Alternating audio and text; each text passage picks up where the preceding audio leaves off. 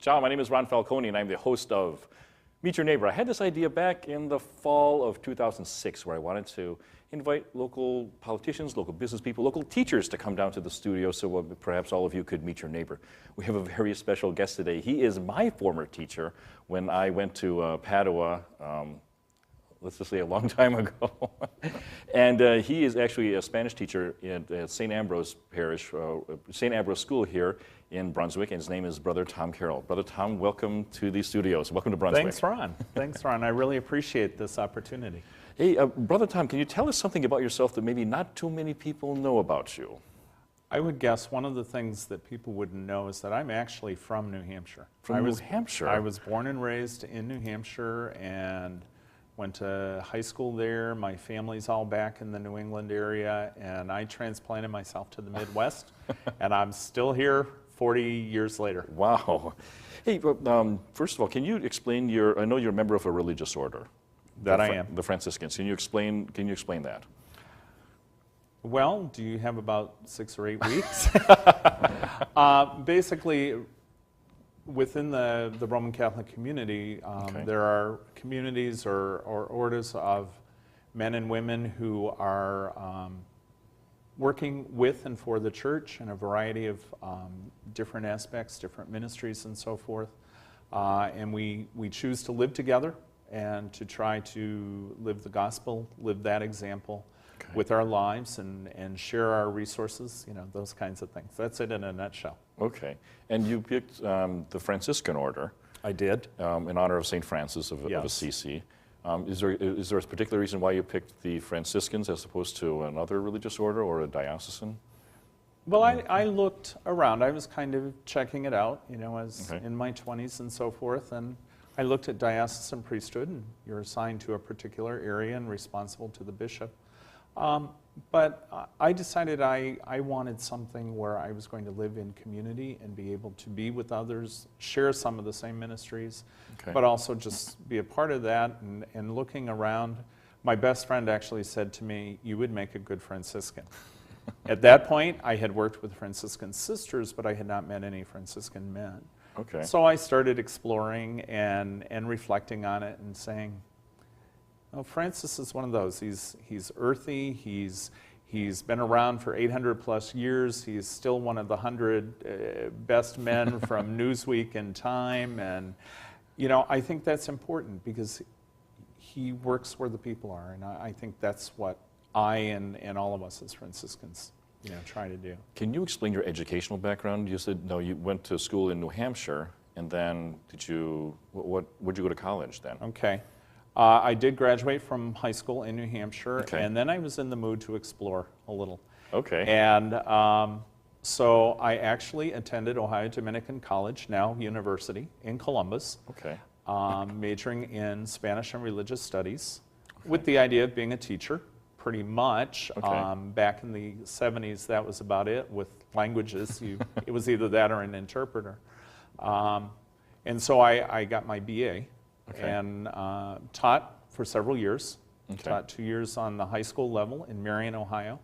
And then moved back to Columbus as I was discerning religious life and those kinds of things, and taught in an elementary school for a year, and then took on my next. So when you're studying to become a brother, what kind of training, what kind of schooling do you need for that then? Well, it's a combination. There's religion some classes? Religion classes, yes, because certainly we should be able to share with the people that we work with and reflect what we're living and so forth. But we also had a number of classes, so to speak, centered around St. Francis, his writings, his teachings, how he wanted us to reach out to people, kind of that whole sense, his rule, the things that were very important to him, And so we had that for a number of years, and that's our formation process. And we take several years where we simply do that, and we live in a large community and kind of learn all of the things. We pray together and those kinds of things. And then gradually we kind of move into ministry, but we try to balance. How do you balance the two and let them be? and then you come to a point where you ask the provincial and the community to make solemn vows, and you take it from there. You know, there's an interview process and so forth. I was wondering, where did you take your vows? Was it down in Columbus or up in the No, Canyon actually, area, or? I took them in Chicago. Oh, Chicago. Our headquarters are in St. Louis, our provincial headquarters. Okay. But most of our formation houses and study houses were in Chicago at the time. Okay. So there were 6 of us, 6 of my classmates and I, who we made our solemn vows together, and that's like our permanent final commitment. We make temporary vows prior to that every year. Okay. And then we come to the point where we make like a permanent commitment. Oh, okay. So then after you made your final vows, where did you go from there? Actually, I was going on for studies. I was looking at priesthood, and that was kind of my goal. Okay. And so I started my master's in divinity. And after a couple of years, I decided I needed some time out. I needed some practical experience. Okay. And so I asked the community if I could, you know, maybe get back into education, that kind of thing. And they said, yes, where would you like to go? I said, you know, I'm not really sure.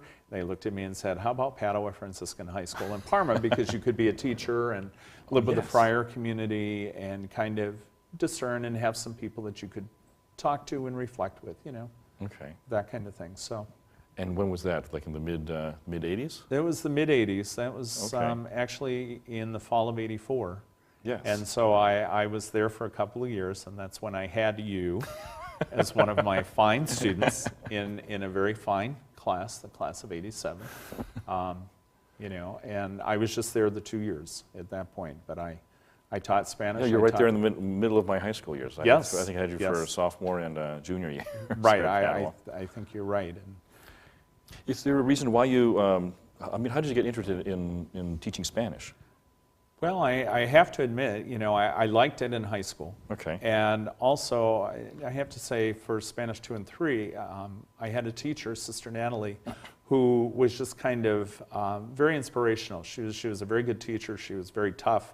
She called it like it was. I mean, you knew exactly where she stood, but she had a love of the language. And I thought, this is cool. So I said, yeah, this might be something neat. And who knows what it could mean down the road, whether it was teaching, interpreting, you know, the Hispanic community was growing, so there might be opportunities in some of our parishes for bilingual religious educators and, you know, all of those kinds of things. But so I said, let's try it, and I did. I loved it. I continued to do it. Brother Tom, have you had the opportunity to travel outside the country and use the Spanish language? Oh, I would once or twice or 3 times. I have taken the students on a number of trips to Spain. Okay. Oh, wow. And you know, so I can use it in various stages there, though I like them to try to use the language. Yes. So sometimes I have to model it first, but you know, that's okay. That's the way they learn.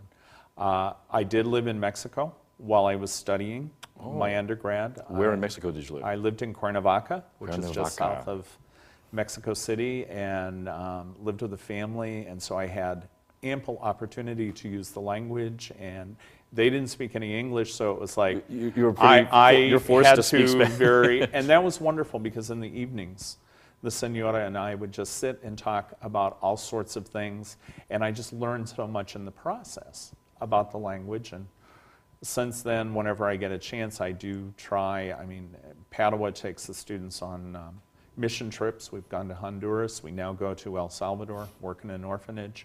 And so I'm one of the ones that escorts the kids and spends time with them, but also with some of the directors of the programs. And it gives me an opportunity to use the language. I think that's probably one of the best ways to learn a language is to maybe just total submersion into the country, into the culture. Yes. And because that way you're really forced to speak well, instead of... it is, and the students who go with us who speak Spanish, They I get force better. them to kind of use it, and I will back off when they're asked questions and so forth, so that they have to kind of figure out, oh, what can I say? Can I say part of this? And it's not the idea that you have to be perfect. It's the idea that you try, because then the people will help you because they appreciate your respecting. To try to learn their language. Yes, their culture and everything else that goes with it. So whenever I get a chance, it's great. I can do it when I meet people at different places. You know, I can use the language. We try to use it in school. The different teachers, we try to communicate back and forth. The Spanish 4 teacher and I usually try to do 1 day a week of conversation with our upper level students to give them the opportunity to use the language. They're still fighting us a little, but they're getting better at it, so, you know. No, Brother, how do you, you also work at St. Ambrose over here. How many days a week are you at St. Ambrose?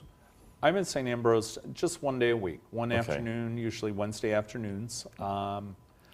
We wanted to try to get something going. I mean, St. Ambrose is a great parish. There's a lot of activities, a lot of different things going on. And Mr. Steck, our principal, who happens to be the brother of Father Steck, who's the pastor, yes, and also one of my former students, asked if I would consider going and maybe trying to get something started. And we have some pretty high dreams. And, you know, we're kind of looking to maybe do a little bit more. One afternoon, 45 minutes with 7th grade, and then with 8th grade. You can do some things, but it's still difficult to really get across all of the things that you'd like them to know and that I'm used to doing in a 5-day-a-week, you know, period. So I enjoy it. I like the kids. I certainly like the school and the administration and so forth. It's sharing my talents on a different level. It's seeing the kids discover they can do some things. But we would like, you know, we'd like to do more. We'd like to see more. And I think that's one of the things the world is looking for. We're looking for kids who are studying and knowing a second language. I mean, that's what our world is calling for. You know, so. Besides Spanish, do you teach other classes as well? I don't teach anything else right now. Okay. I do talks, I assist in classes, you know, that kind of stuff, helping teachers with different aspects or a particular topic, that kind of thing. I enjoy going out and giving talks to youth, to parishes, you know, doing different things on a variety of topics. So it keeps me going a whole lot, but, you know, the Spanish has been my thing, and then whatever else I can do, you know, I'm always willing, you know. Do you teach any religion classes, or have you? I know you've taught them in the past, or do you still? I don't teach any religion classes right now. I have maintained my certification if there were a need, but because Padua is so large, there are a lot of things that go on. We have a very large retreat program for all our students, and so one of the things that I have done with a friend is we have designed a senior retreat, so a number of our students participate in that. And I'm very willing to go on those kinds of things or you know, help out with whatever. And that can be anything from taking kids to a particular mass or helping get ready for a school mass and all of the stuff that goes with that. So there's certainly those opportunities. I do vocation ministry with the diocese and also just with different places, you know, to try to give people the opportunity to see that we're, you know, we're still around, we're still alive, we're still kicking. Brother Tom, when you're not teaching Spanish or traveling out here to St. Ambrose, yes. what are some of the things you like to do for fun? For fun, well, I'll tell you, I like a night at home doing nothing. I have to be honest, you know, because they're few and far between. You know, with you live such an active life with teaching and administration in the school. I mean, certainly I don't have lots and lots of time. I do enjoy traveling, just anywhere, you know, visiting any part of any of the states. If I get a chance, I will do that. I do like to watch old movies sometimes, read when I get a chance, sometimes just spend some time with a group of friends, you know, over a sandwich and, you know, that kind of thing, because you don't get to do that a lot. Sure. And I think that's really important because you encourage one another, you feed off one another, you know, have an opportunity to just kind of share and learn, and, you know, those kinds of things. That's good. Hey, Brother Tom, for every guest on this show, I like to play a game of fill in the blank, okay? Uh-oh. Now this could be bad. When I was a child, I blank. I loved to be the very serious student. I was always the very serious student. You were. Yes. I would almost call myself the geeky student. And I just was. I mean, that was always something. I loved school. And I didn't mind going and never thought anything of hanging around, doing some other stuff. And, you know, I always enjoyed that. That's good. We kind of alluded to this before, but the one place I want to travel to is blank. I would love to go to China. To China? To China. Okay. I've always been very fascinated. I have a very dear friend who was there for 15 years. Oh. And he learned the Chinese language and then went on to the mainland and taught in the universities. He was preparing teachers who were going to teach English to the Chinese people, and that has just grown by leaps and bounds in the last 20 years. Yes. But I don't want to just go by myself. I'm not quite daring enough to go to a place where I absolutely don't know language or, you know, the symbols or anything like that. Yeah, it must be hard to I would think it would be. We have several Chinese students at school through our international program, and it's always kind of like, okay, what are they saying? Or they'll start drawing pictures, and I'm learning bits and pieces, but not enough to, you know, just kind of take it on my own. Now, if any of them invited me and said, come on over and visit my family, I might consider it, you know, but I think that would be a very fascinating place because it's the place that the world is now watching. Yes. You know, and I think that's kind of exciting. And we right now have four students from China at PABO. Oh, wow. And so we're seeing all of these things happen, and it's certainly opening the cultural bridges and stuff that never existed. And these kids are not here for 1 year. They're here for 3 or 4 years, and then they're going to stay and do their university studies here. And that's part of the expectation that the Chinese government is placing on some, you know, to learn, to discover, use the language and so forth, and then come back and share it with us. So it's really interesting as this is developed. I mean, you know, it's a whole different ballgame as we're inviting the students to come in and spend time with us. Sure. Brother Tom, when I retire, I blank. When I retire, I will probably be 90 years old. The joke in the community is that we will not be able to retire, you know. And I don't think I want to retire. I would slow down on the administration work. Okay. One of my dreams, I think, would be to work with English as a second language. Oh, yeah. Students who are learning the language. I did that in college. And that must have been fascinating. It was mostly Spanish speakers coming up from Cuba. There was a very large population in Columbus, so you kind of learned, you know, and you were able to be bilingual, you know, which was really fascinating. But I would like to do that because there's such a need, and I see so many people who struggle because English is not a friendly language in the sense that it's very difficult to learn. That's what I've heard. And so, you know, I think that would be one of the things I would like to do, and, you know, just maybe reach out to people who wouldn't otherwise, you know, have the opportunity to do that. So. Brother Tom, can you give any neighborly advice to people who are watching right now in Brunswick, Brunswick Hills, Wadsworth Township, or people watching on the internet right now?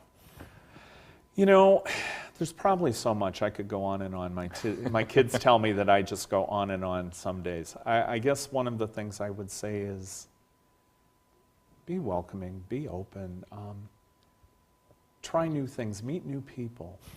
You'll be surprised how much people from other areas, other parts of the country, other countries, they just want to learn. They just want to become a part of things. And many people do that, but I think sometimes others, they don't want to be bothered. It takes a little. It sometimes takes a little bit to sit and, what are you trying to say to me? You know, and I see that at school right now, but if we can do that in our own areas, whether they come into a store or they're just around Sure. our neighborhood, you know, just help them out. Do you understand what's going on? I think we'd be set, and we certainly would have a better world, you know, and a better neighborhood. Brother Tom Carroll, thank you very much for coming down to see us Ron, and chatting with me. Thank you. I have really appreciated this. Thank you. My name is Ron Falconi. I'm the host of Meet Your Neighbor, and I wanted to thank Brother Tom Carroll for coming down to the studios today and chatting with us. I doubt there's anything more profound to be said, so my name is Ron Falconi. I'm signing off. Ciao. Adios.